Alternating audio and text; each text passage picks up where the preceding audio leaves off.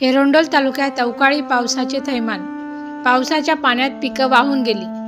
जळगावच्या एरंडोल तालुक्यातील उतराण गावात आज मुसळधार पावसाची हजेरी झाली। या गावांमध्ये अवकाळी पावसाने अक्षरशः थैमान घातल्याचं पाहायला मिळालं। 1 ते 1.5 तासापर्यंत पडलेल्या पावसाने गावा परिसरातील शेतांमध्ये मोठ्या प्रमाणात पाणी साचलं आहे। तसेच मुसळधार पावसामुळे छोटे छोटे नाले एकत्र होऊन शेतांमधून अक्षरशः नदीप्रमाणे पाणी वाहत असल्याचं चित्र दिसून आलं। या अवकाळी पावसामुळे उतराण गावासह परिसरातील सोयाबीन, कापूस, मका या पिकांबरोबरच लिंबू, केळी, पेरू, पपई, मोसंबी फळबागांचे देखील मोठे नुकसान झाले आहे।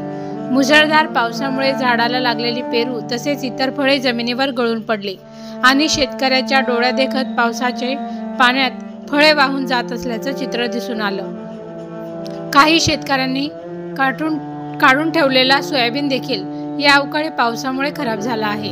कापूस पिकाला देखील अवकाळी पावसाचा फटका बसला असून झाडाला लागलेला कापूस ओला होऊन नुकसान झालं आहे।